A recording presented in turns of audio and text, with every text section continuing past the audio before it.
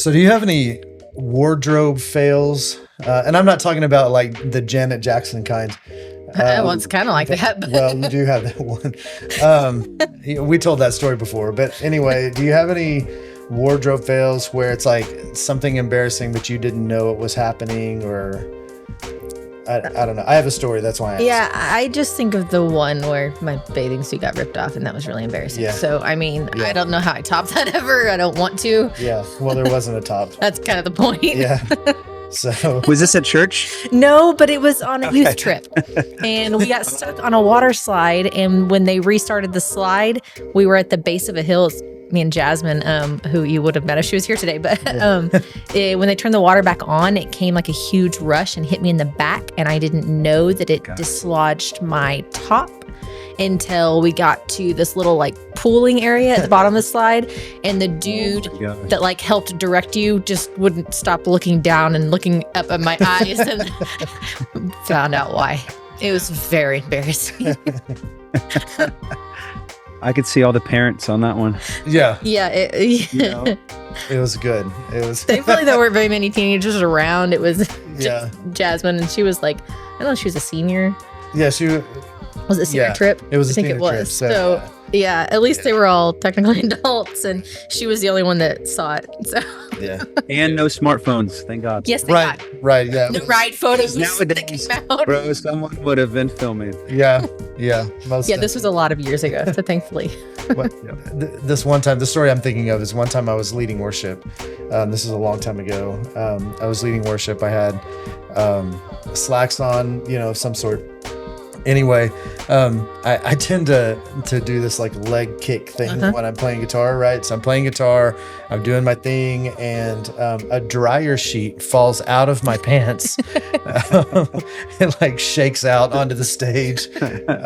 So that was an interesting one. Do you have any, Marcus? Do you have any? I do. So we did a tent meeting in Florida years ago in July, which I don't know if I heard the Lord on that one. Hot and sweaty. Oh, Yeah. man. Hot and That's sweaty, rough. right? And so, it's a tent meeting, and so I'm dressing up, right? I'm preaching. I got a outdoor thing. I gotta look the part, and so I wore, a shirt and tie, khaki pants. So something I realized is don't ever wear khaki pants Yeah. in the summer when it's outside and you're gonna sweat. Yeah. It was like 100 degrees, and bro, I started sweating within so I did worship and then preached. Oh gosh. Dude, by the time I started preaching, it looks bad. Not only, I mean, if you can imagine, the front and the back. It was just like, it was very obvious where the heat was. And so dude, I had this yes, it was so bad. So I couldn't really turn around. Yeah. I sweated through my knees and everything else. And it was like, At least you were aware. it looked like I sat in water. Let me say that. Okay. And so, shirts tucked in. It's like, bro, either this dude peed his pants. Yeah. Oh, I realized that in the moment, I should not wear khaki pants. Wow. In the summer, sweating, because it'll show. Yeah. It'll show it all. My gosh. Yikes. This is not church related, but there was one time when I was working construction that I worked at this house all day doing tile. So I'm, on my hands and knees, bent over, and I get home and I'm home for a while. And then Tiffany says, "What happened to your pants?" I'm like, I don't know. I mean, what happened to them? She said, "Your whole pocket is ripped out." So the whole back of my pants was ripped out. My butt was hanging out all day. Apparently, I don't know when it happened. No idea when it happened, but I didn't have any. It's the worst, ripped jeans event I've ever seen. How did you not I don't know. feel a major breeze? Your whole pocket was hanging. I had no one that cared about me enough to tell me that. So Oh my God. anyway. There's been a lot of wardrobe fails and prayer lines that I've seen. Oh, yeah. Like when the usher didn't get the blanket down quick enough, It was like, dude. I mean, especially when you're on the stage all the time, you see it all. You see everything. And so you're like, And you can't react.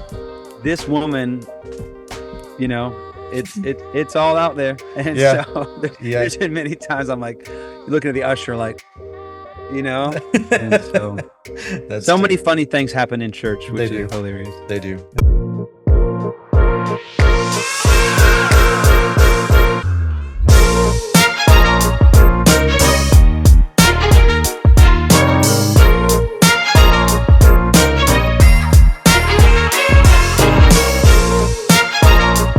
Well, welcome to the Doing Life Together podcast, where we are the fashion police. Oh, yikes. Here, so that's a big call right there. I don't know about that. Right.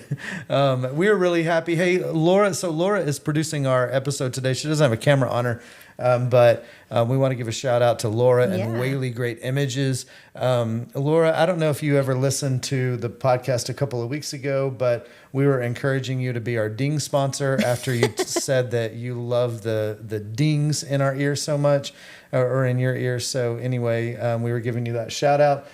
We gave you a free one in hopes that you would come and be our ding sponsor. But I don't know that you would. But anyway, I do have a question for you. I'm having trouble a little bit hearing our Marcus in my ear, and I don't know if that's an indication of how he is total. I'm okay if you feel like he's even with our voices. Ask him to talk. Marcus, would you talk real quick, awkwardly? Hello. Check 1, 2. Hey, my name is Marcus. Checking my mic. All right. Hopefully I think it's great. Yeah, I think we're good. Okay, so we have a guest today, and we're super awkward because that's how we do it here on the Doing Life Together podcast. Yeah, that's how life is. But anyway, we have a guest today. My really good friend, really long time friend, Marcus Criner, and we have reconnected over the last year a little bit. And so, Marcus, you are on Zoom with us from Oklahoma today. So say what's up. Tell us a little bit about you, and then we're going to go into a couple things, and then we'll get into convo. Yeah, so good to be with you guys again. Jason, you and I have went back many years to the Depot days. That's right. Even before that, when we were like babies. That's true. My wife I was trying to remember when you came the second time. Was that for Rhema? I actually went to ORU for a year. ORU, okay. And then went to Rhema. So yeah. Okay. Yeah. Obviously, yes. I remember going to which is the time when your dad was pastoring the church years ago on mission trips back in the day. And I remember my brother as well in those moments for whatever reason. But going to your church as a child, and then just remembering you back at Depot. I don't know if you remember this, but I had my debut when you played guitar and sang. The first instrument that I ever played was a cowbell. I don't remember Patrick. That. Yeah, Patrick Schrepp. Remember he was leading and you guys were leading. Yep. And I tried out for the team, and I was so excited, because I wanted to sing or do whatever. And I remember he's like, "Okay, so we got this." I can't remember the song it was, and I remember we played it on an offering at Word of Life one morning, and I had a cowbell and a drumstick. There you go. And I just thought about this now. I wasn't even thinking about this before this podcast, but I remember I tried out to sing, and he's like, "Okay."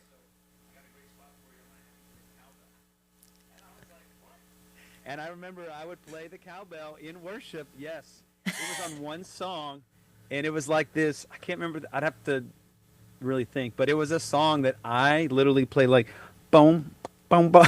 I played the cowbell at the Depot, and I did it at Word of Life on the stage during an offering song. Yes, and that's hilarious. But yes, we go way back, and so. And we interned together. Remember that with Pastor Earl? Right. That's right. So yeah, there was like 4 of us, right? Yep. Preparing for ministry, and that's right. So lots of good times. We could probably get into telling stories for the rest of the day, but come on. But anyway, Marcus and I went to school together. We should have brought up some yearbook photos or something. Oh Lord, we could still do that. We could still get those. We might have to do that. Yeah. I think I have a picture too. I think you were on the trip. Recording in progress. Oh, wow. Oh, recording in progress. Good to know. Yeah, I think Zoom just told us it's recording.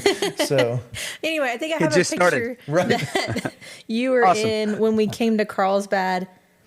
I don't know if you remember those maroon like polos we had to wear on a mission trip, but I'm picturing it, and it was in the old church here, and I can't remember if you were on that trip or not. But I'll have to look and see. If so, we'll have to put that one up too. But I've definitely never seen that picture. Yeah, you have. It has. I've seen Courtney, a few. Like Low Courtney. It has. They were in children's ministry here at Word of Life. Okay. When we came with Terry, we were headed to Mexico, and we stopped at Carlsbad. I don't like. We've talked about it before. Like you were the boy in the red hat. Yeah. It makes me laugh because it's like a How I Met Your Mother story. You forgot the word sexy. I was a sexy boy. Oh, yeah, the sexy boy in the red hat. I just thought it was weird because we came on this mission trip, right? And so we have like our group. And then suddenly when we're going around Carlsbad, there's this dude in a red hat that started hanging out with us. And we were all like, who is this kid? Like, where'd he come from? And then we went to Mexico and we're like, the boy in the red hat's gone. Well, now I know it was Jason Legendary. probably in a Cardinals hat. And like later I found out, I think Daniel told me, but like that you were kind of tasked with showing us around town. And we had to go like shower at the high school and use the gym showers, like because we slept on the floor of the old church. And anyway, I feel like, I feel like you might have been on that one, but if not, it's a good story anyway. So. Yeah, it is. It is. I'm sure I was. Probably so.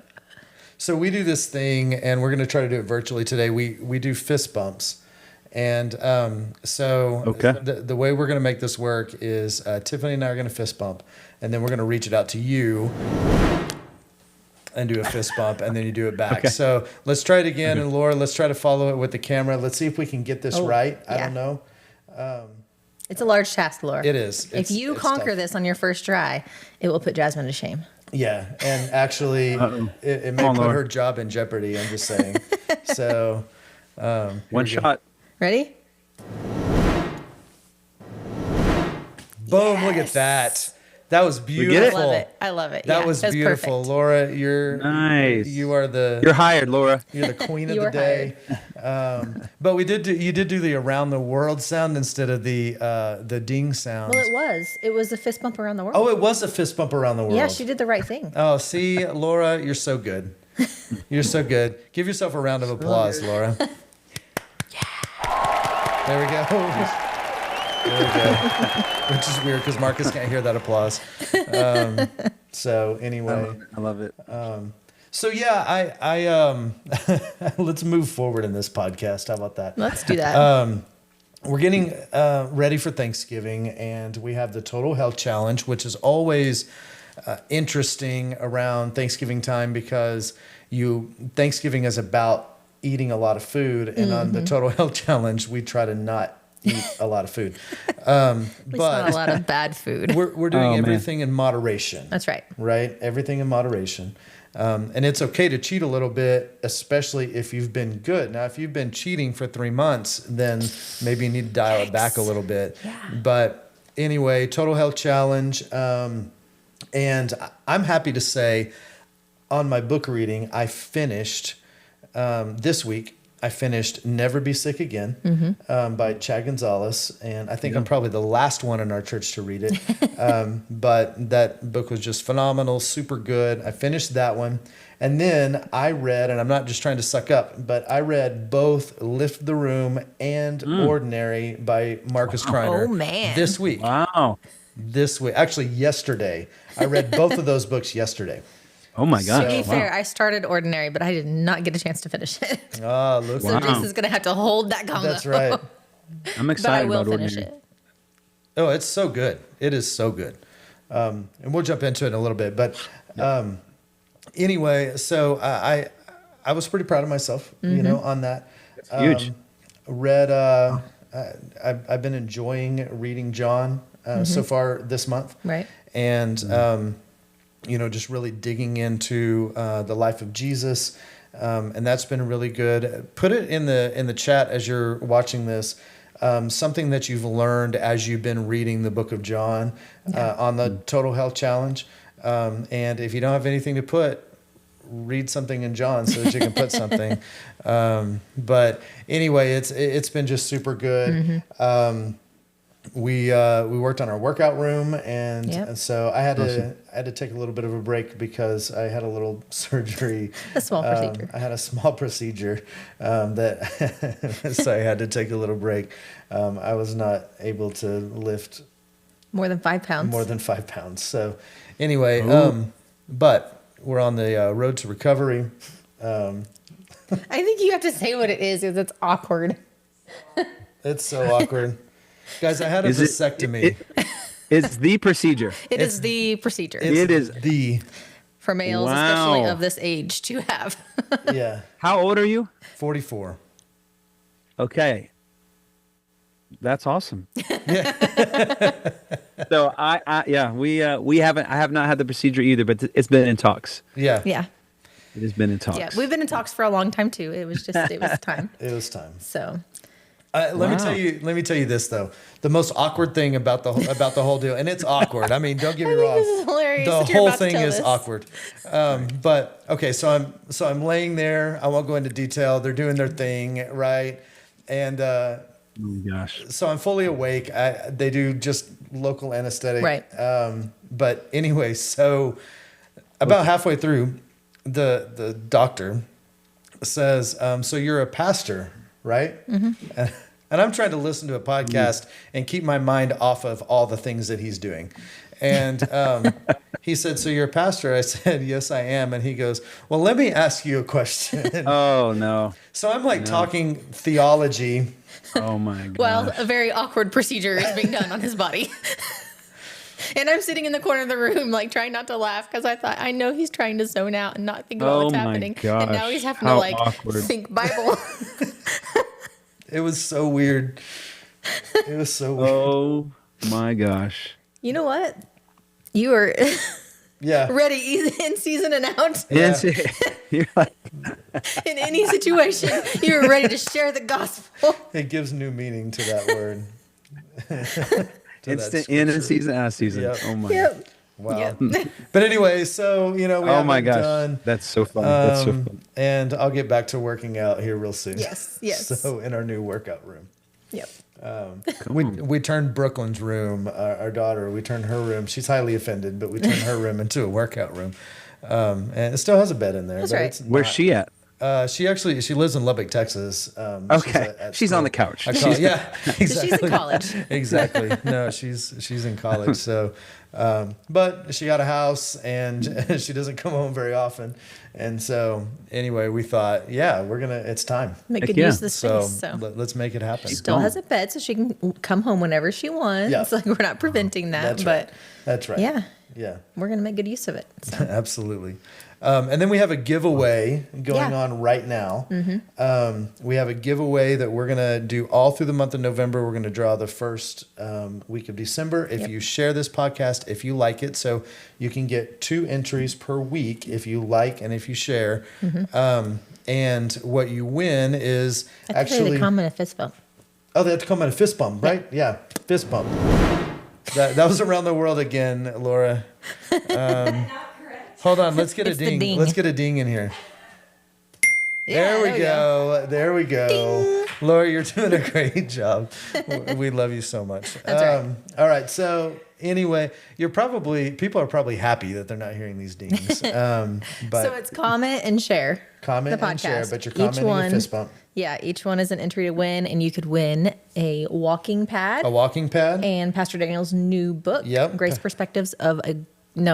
Faith Perspectives of a Grace Preacher. Yep. You win Pastor Daniel's new book. And then we also made the decision that you win Marcus Criner's book. Yep. We had said Lift the Room, but after reading Ordinary, I think Ordinary would be a better one. Is that one in print, Marcus? It is, yeah. Yeah, they're all in print. You can get them on the website, or I can ship them to you. Just let me know. Okay. We're working on, they were on digital, obviously, but we took them off because the format wasn't right. Okay. Okay. So I we're did gonna get notice right. that Lift the Room, I'm a little bit ashamed to admit, I've had it in my Apple books for a super long time and not read it. And so when I went to read it, I could still access it on my phone, but I couldn't on my iPad. So, and maybe that's because you. So you have the digital copy, not the hard copy. Correct. Ah, okay. So cool. But I did access Ordinary on my iPad yesterday. So I don't know if you need to did? know that, but I did. Yes. I didn't know that. I got Ordinary on my phone, but I did it based on your history because they were in the family connection or whatever. You pirated a book. We pirated the book. Wow. Confessions of a pastor's wife. Pirating. We've all done it. Napster. We've all done it. That's right. I think it's a little different than Napster. Because... I've been taking screenshots and sharing them with people. So. Oh yeah, definitely. They're on our the back part of our website where we can post all of our content like that. Yeah. So. But anyway, so we're giving away those things, Walking Pad and those 2 books. So comment fist bump and share the podcast. Yeah, there we go. Round of applause. Round of applause, everybody. Sorry, I'm trying to verbalize what's happening so that Marcus isn't lost. So let's get into some conversation. So again, Marcus, thanks for joining us today. I know you talked just a little bit about yourself earlier, but we want to hear just what's your background? How did you get to this place? What do you do and why do you do it? Yeah. So, from Tulsa, obviously grew up in the same church you did. And, music was always a part of my life from a young age. And honestly, that's all I wanted to do was travel and do music. But, when you really get serious with the Lord, he will examine your heart, right? And when he examines your heart, it's all on the table. Right. And, so, I was in some bands with some friends of mine, but I just knew, that it just wasn't what I needed to do. It's what I wanted to do, that style of music, And so I remember, long story short, but I quit the band and went to Bible school, in 2002, right after high school, and was there at Rhema 2002, 2004, and was still kind of working with some band stuff, but just I felt like the Lord was getting that mentality out of me. Entertainment, again, it's what I wanted to do, but I really felt the Lord, there was just more. And so I went to Rhema, and I remember after that I moved to Florida, and right after school to start the church with Pastor Earl and, do worship. And so, and that first year was very challenging for me because honestly, there was like an emotional pull because I really wanted to be with the band, and the band was, but I really felt like I was supposed to be here. And it was like this whole first year was the first time I've ever been away from home, like Rhema was like 20 minutes from my house. It wasn't hard to go to. My parents, I lived with them. They paid for it. It was just like another. And so moving to Florida was like the first time I was like, oh my gosh, like this is real life. And so that first year was challenging, but that first year was so monumental because I remember sitting on the couch that I was staying in, which was an apartment, or no, it was a garage, Pastor Earl's garage. That was like a makeshift room. And the Lord spoke to me, just you're exactly where you need to be.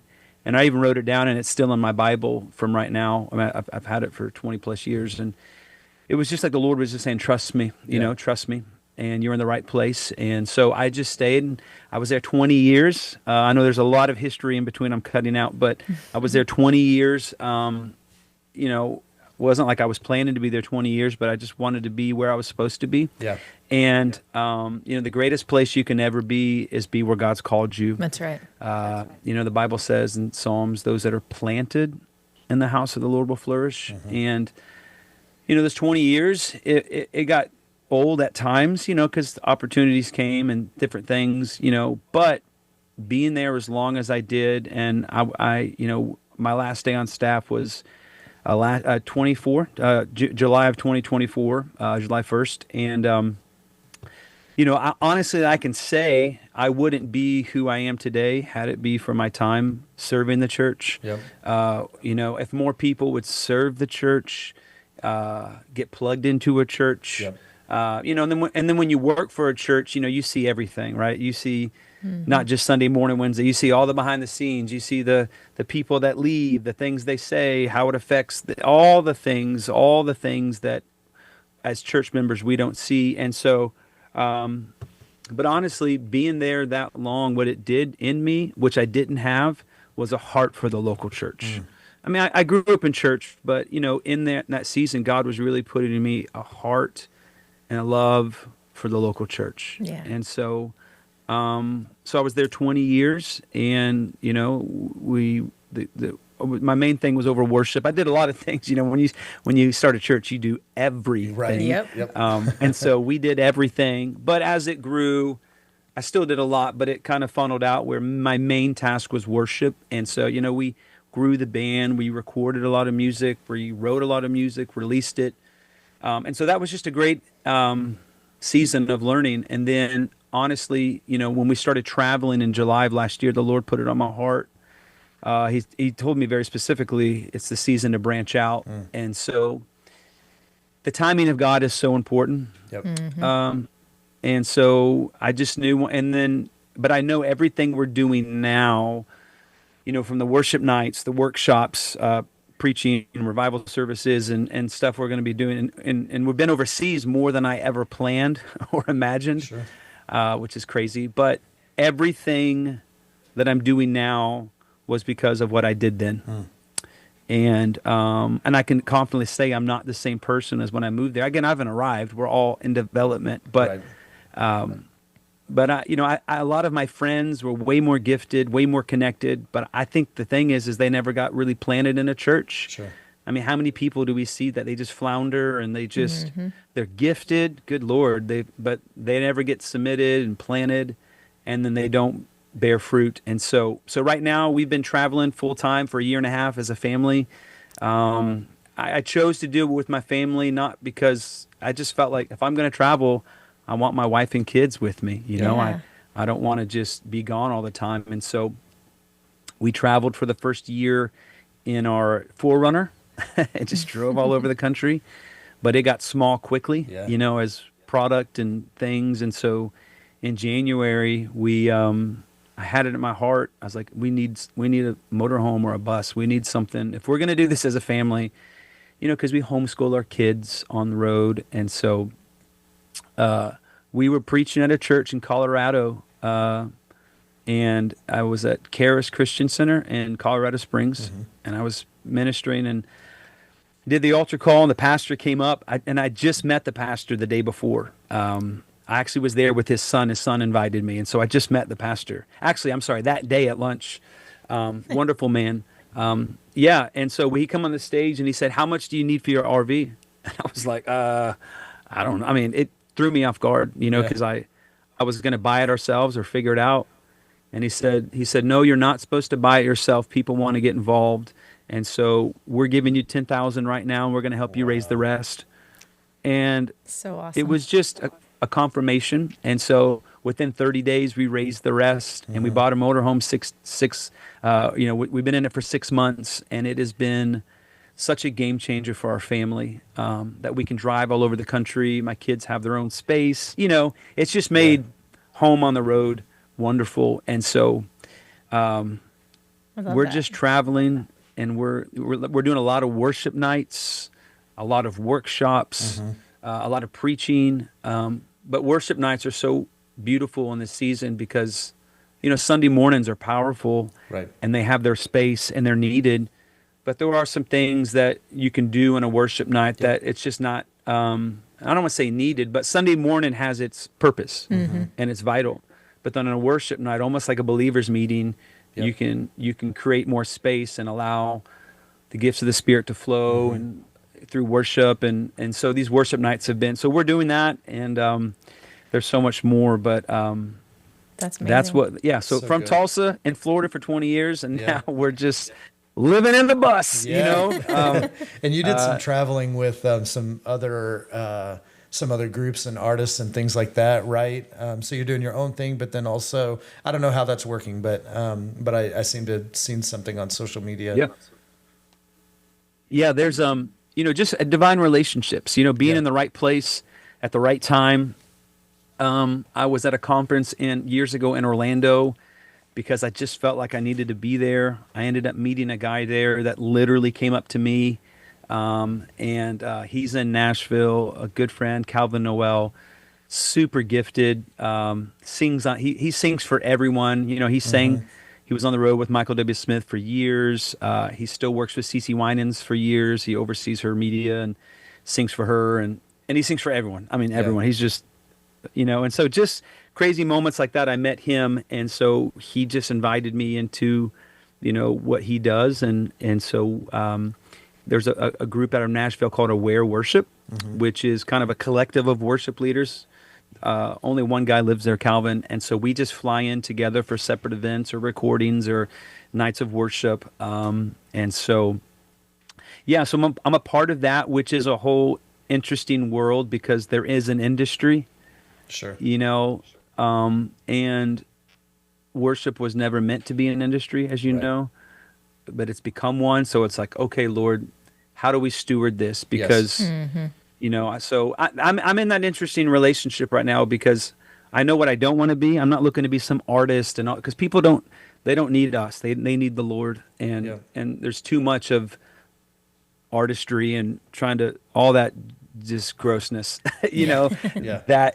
But I do believe the Lord is changing some things in Nashville, and so we were just there. I was there last week. I was there for 3 days after I was ministering at a church in the Carolinas. We came through, and I just stayed in Nashville for 3 nights, and everyone's there, and it's just like you go out to dinner, like and so you're like, okay, Lord, how do we steward these relationships? This huge open door that the Lord's allowed me to walk in, and I'm meeting people that I would never meet or get to sit down with or sing with. That it's like, bro, it's not because of my voice, it's just the Lord. Yeah. I was there years ago, and I was privileged to be a background vocal for CeCe Winans. I'm going to be honest, I didn't even know who she was, and so I heard her name, but I knew her name, but I didn't know. Yeah. We grew up at Word of Life. We didn't sing gospel music. Look what the Lord has done. And so I remember flying in that night and Googling her. Wow. And I was like, oh my gosh. Like I had no idea how massive her reach is. Yeah. And so, so there's just different relationships with people that, again, I'm not on a relationship with her. She, but just people that it's just all these interesting open doors that I'm like, okay, Lord, why? How do we steward this? I want to make sure this is you. So I think that kind of goes into some of the things you wrote in Ordinary, and talking about your God-given purpose and how God moves you into those places and into those spaces. One of the things that really struck me as I was reading that, and something that we talk about a lot, is not despising where you're at, but God is preparing you for what's next. Right. And it's so valuable to see the lesson of where you're at and not to look too far ahead, but just trusting that God holds your future, that God's got a plan, and when it's time in due season, I'll reap if I faint not, right? If I stay hooked up with that calling and that plan and that obedience. Would you kind of, give your thoughts and expound on that a little bit? Absolutely. That's the reason Ordinary was on my heart, because that book is about David and Moses, right? But it's not about the big moments. When we think of David, we think about Goliath, and we think about Moses, we think about the Red Sea. And yes, those were epic moments. But what we don't realize is that we don't realize, and what we kind of read over is all that they went through and all that they did to make that moment possible. Because if we're not careful, for all of us, especially in ministry, oh my gosh, that's why keeping your eyes on the right thing is so important. And with David, like I've just seen so many ministers and even myself at times, if we're not careful, we can look ahead of where we want to be, or where we think we should be, or even where we know we should be. And then we look at where we're at, and it looks drastically different. Yeah. And so if we're not careful, then we can despise where we're at. We can, if we're not careful, coast in the now, or we can just kind of, autopilot the now, or not take the now seriously. But what we But where the devil gets us is what we don't realize is that your now is never been more needed, and your next will not come unless you faithfully steward the now. And so, like, so good. And like David, what I loved about David is David wasn't looking for Goliath. Like, that moment made David viral, right? If there would have been Instagram, right? I got my phone here. That would have been like one of those moments you want to post. That would be a story that would be shared. And I'm going live real quick. I got my stone. Yep. I mean, that would be a moment. In that moment, he literally went viral overnight. Right. And I mean, from there, King Saul brought him in. They wrote songs about him. I mean, David's fame skyrocketed. Everyone heard about David. But the crazy thing is David wasn't looking for that moment. The only reason David even showed up to that moment was because he was being faithful with what seemed like an insignificant assignment from his father. Hey, your brothers are at war. Go take them some bread and some cheese or crackers. And so as David was serving the moment, right, which something I tell, like, don't despise where you're serving. Like, you have no idea what's attached to this. Like, I don't want to serve in the youth, or I don't want to serve in kids. But could it be that, like, God is setting you up for something you didn't realize? I mean, David had no idea Goliath was there, but he was being faithful with this moment. And in that moment, the Bible says it was then he heard the taunts of Goliath. And then the rest is history. But what if David would have not taken that moment seriously? And one, we might not know the David we know today. And even when he was, when Samuel came to town, the prophet Samuel anointed, there was 8 children, 8 boys. David was the 8th son, but he wasn't even invited to the sacrifice. Right. But where was he? In the field. Taking care of the sheep, being faithful with the moment. He didn't run off. He just stayed faithful, which means, so I tell people, your location is irrelevant, but, what you're doing at your location is everything. And so David was faithful. And when God needed to get a hold of David, he knew where to find him. Went in the field, stopped the party, bring him here. And so the devil's so good at just getting us to despise where we're at, where we're serving, our church size, our worship team size, my amount of followers, am I verified? All this crap that sorry, I said crap. No, you're No, it's okay. We don't care. But all these things these metrics that we allow to dominate us, and faithfulness has nothing to do with church size, has nothing to do with amount of followers, has nothing to do with, it has everything to do with, are you being faithful with what God has called you to do? That's so good. And trust that, and know that your now will take you to your next. You don't even have to go looking for your next. I'm a firm believer, if you just faithfully serve and do what God's telling you to do now, you'll walk right into your purpose. You can't miss it. That's right. Like, I got to go find my purpose. No, just serve now. Serve the kids, serve the youth, serve the church. And we don't realize that these assignments, they're not man-made. They're actually God ordained, right? To bring out things in you that you had no idea that was there. And I mean, you think about David, and I want to stop because that way you can talk. Please don't let me run this You're good. moment. But I just think about David. Remember when he was brought before King Saul, when he's like, hey, I'm the guy, I can kill him. David's like, who are you, right?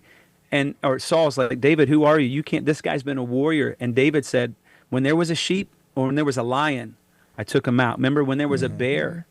And think about all these moments of, David could have let that bear eat the sheep. There was no one around to stop, but he took every moment seriously. And those moments of taking the moment seriously, it developed him.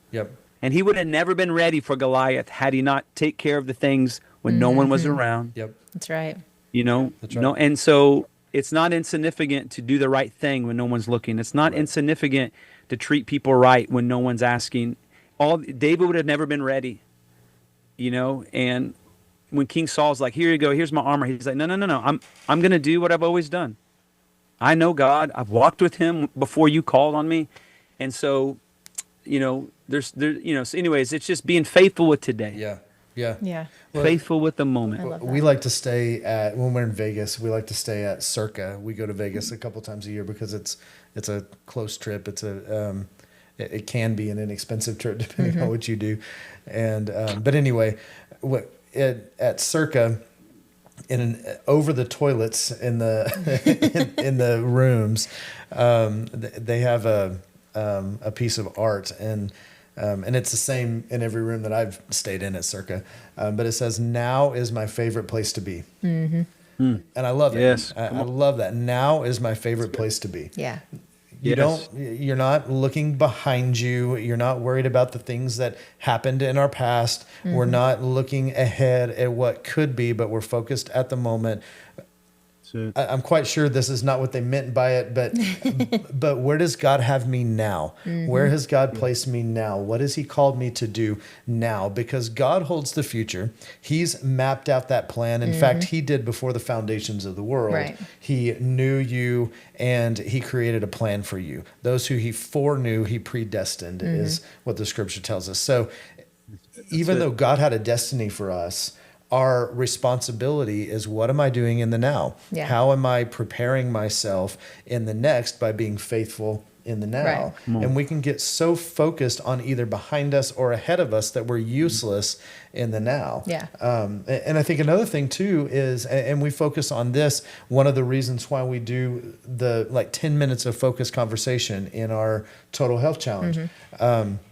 Is because we get so caught up in the lives of other people. We get caught up in what we wish could be, or this fantasy world that we see online, that we miss the things of beauty and of importance that are right in front of us. Right. And so let's put down the phone for a minute.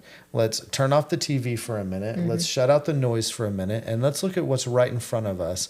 And if I do every day have at least 10 minutes of focused conversation with my spouse, if I have 1 hour every single week, which is minimal, but if we have 1 hour every single week in focused activity or time with our kids, and we're focused. See, the thing is that 10 minutes easily turns into a much longer conversation. But sometimes we think, well, I don't have the time for this, or I don't have the time for that. But why don't you just set down all the things that you thought were more important and focus on the now that's right in front of you? Right. Right. Yeah. No, I love that. And I love what you said about David hearing the taunting of Goliath. And if David had been walking across, I picture him walking across that field with what his intention was, grumbling and complaining about, why am I just doing this? And I should be doing so much more, then he wouldn't have heard that, because he would have been so focused on himself. That's so good. And so we have to set down what we think our expectations might be, or where we think we should be, and just be content with, God, I'm here to serve the best that I can right now in whatever you give me, and to steward that well. And so show me how to do that. And then those opportunities are going to naturally come because God sees you and sees your heart and sees, I can entrust you with more because you're being faithful with what you have right now. That's so I good. love that visual that gave me. Yeah. Yeah. No, I think That's so good. Go ahead. No, you're good. No, I was saying, Tiffany, I haven't even thought about it like that when you said, if he would have been complaining, like he would have not even heard. Right. Yep. If he would have been so focused, like the stupid, because we know he was dealing with, one, he wanted to be at war. That's what kids do at that age. He already, he was already anointed the king of Israel. Right. But yet all his brothers are gone. He's the child that, I'm just left at home taking care of stupid sheep, and all these guys are fighting. And if he would have walked, you're so right. If he'd have been like, what? He could have missed. Yeah. He could have missed. And how many people were so focused on what we've been handed, and we think it's small, and it's like, oh my gosh, but you could be missing what God is trying to do in the moment. Like, get your eyes off yourself, and so that's so good, man.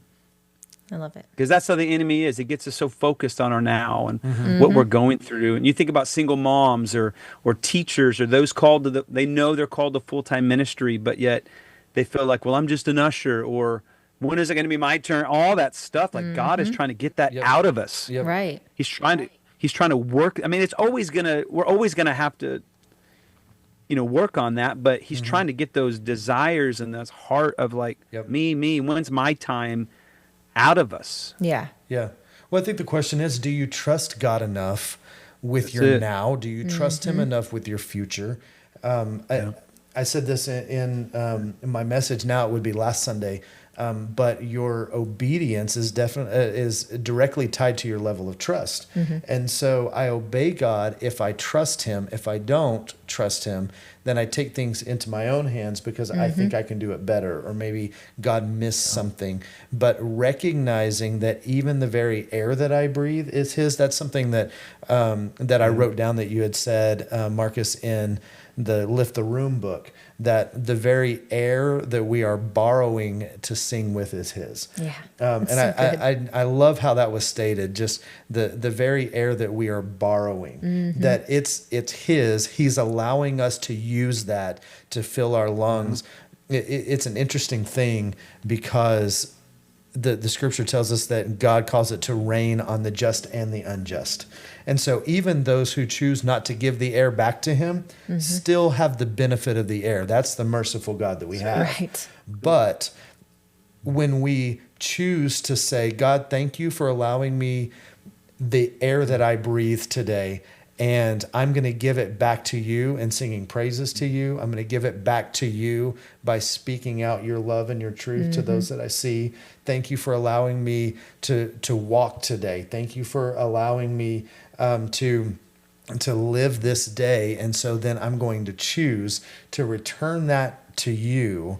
We talk about returning things to God all the time when we talk about like the tithe. We return the tithe to God. But what about returning the time to Him? What about returning the very air that we breathe to Him and saying, God, I exalt you in this. I glorify you. Yes. What a great perspective that we can have on our day, on our life.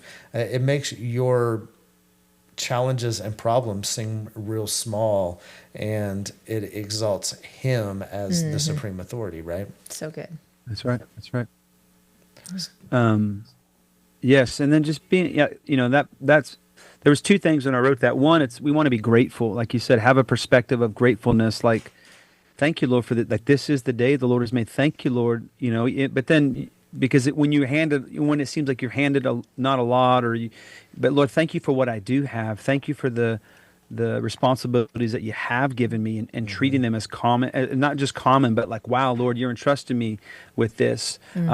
Gratefulness, but then also that in that book when I wrote that, we're using His air was also kind of a segue back to, because I've met so many people that I think they've forgotten that, in a sense of like, they have an incredible voice, or they have incredible fingers on the guitar, they can shred, their gift is so good. I've been around some singers that it's like, it's just not fair how good they sing. It's like, you're like, God says He's not a respecter of person, but you're like, God, but but you could have given me that. I think you gave them extra, right? Yeah. But within that, we have to remember, like, we're using His air, and so we have to not think of ourselves more highly than they ought. And as ministers, as musicians, if we're not careful in the world that points to giftings and status, we can really. Like, no, you're using His air, and the only reason you can do what you can do is because of Him. It's not about you. And so give your gift. Let the Lord use your gift for His glory, not yours. Yes. And like you've already said, but there's so many people that are in the secular world that are using their God-given ability. Yep. Some of them that are probably called to the ministry. Sure. You think about, artists or actors who have a gift from God to act, but they're using it for themselves. And if they would just realize, wait a minute, I didn't get this myself. Yep. Like, this is a gift. Like you've seen someone that can act, and you can see someone who can't. Like, there's a gift. Absolutely. Like some Christian films, they're like, right. And so not all that we have is His. Yeah. And I've seen even friends right now who are gifted musically, but you can see them trying to use their gift not for worship, or you see they try to use their gift for something other than what they're created for. And it is always just a matter of time until they come to their senses and realize, what am I doing? Right. Yeah. Because it's not for you. Yep. And people don't need you. They don't need me. They need Him. Yeah. Yeah. So and good. And so that's just something, especially in Nashville, even the conversations, I kind of feel like I'm the outsider. Not like they're bad people, but hey, they don't need us, guys. Like, you can't heal anybody. Yep. You can't touch somebody, but he can. That's right. And so if you would give your gift and the air you're using back to him, he'll do so much more. So good. Right. So good. I love that. I love that. So, I mean, there's just so much that we could go into. And I think we'll have to do this again, but, how can they get in touch with you? How can they support your ministry? How can they get resources, things like that? So it's just super simple, marcuscriner.com. I didn't pick that name. I was somewhere like Marcus Criner. That's real original. I was like, I'm just trying to keep it simple. I didn't want to do like World Outreach Ministries International. Just if you Google my name, our website will pull up. Obviously, Facebook, Instagram, but marcuscriner.com has everything that we do. About us. It has our store on there. You can purchase products. Has our itinerary, ways to give, all those things, ways to partner. That's the main way. I would say people can get involved with us. Our greatest desire is we're still figuring it out. I'm just trying to be obedient to what I really believe the Lord told us to do this. And we've really not stopped since we started. And I believe it's just the timing of God. There's so many churches that need his anointing and his power. And not just because I'm the only one that carries it. I believe we're supposed to go. I believe there's a grace on us to do this, to go. There's a grace on our family. It's not easy at times, not having normal routine. It takes its toll and we have to figure things out. But I believe I believe traveling, there's an anointing on our life to do it. And I think a lot of people do it because they want to do it, or it seems like, oh, I can't wait to see the next city. But I do believe it's a calling from the Lord right now to help refire and help pour into worship teams. I mean, good Lord. I mean, we're on the stage more than anyone. And if we could know why we're doing what we do, speak into that why is so important. And so, just Google my name, Marcus Criner, or marcuscriner.com. You can see what we do, and we would absolutely be honored to help in any way. Love it. I love it. So, reach out and follow this ministry. It's going to bless your life. I promise. It blesses our life. And so get the books. Read the books. They'll be a huge blessing to you. We just got a few more episodes in this first half of season 2, and then we're going to take a little bit of a break for Christmas. And so we've got, I think, 2 more after this, and we're going to be drawing for the prize, which is the walking pad and the books. And we're excited about that. Oh, and some stickers. Yes, I brought them today. We have the Doing Life Together. You can't see these. We've got the Doing Life Together stickers for your Yetis, your cups or whatever.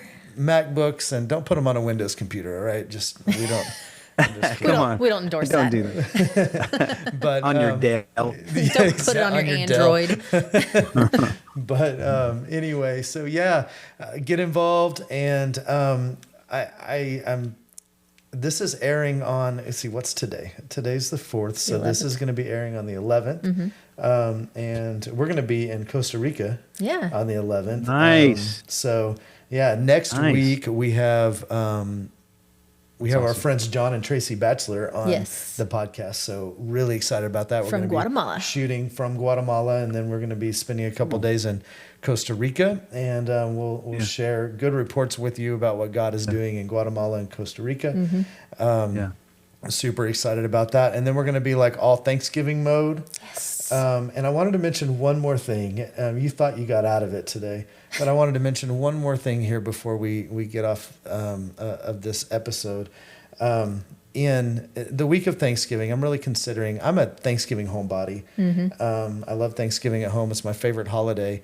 But the week of Thanksgiving in Lancaster, Pennsylvania, there's something very interesting that happens. I don't know if you guys have seen like the jars of gravy. It's Hers brand, HERRS, Hers brand gravy at Hers Snack Factory in Lancaster, Pennsylvania. They do something the week of Thanksgiving that I think would be very interesting to check out. I'm suddenly scared. So, let me just read this description to you, and I'm going to try to see it from here. It says, teams of people in pilgrim hats.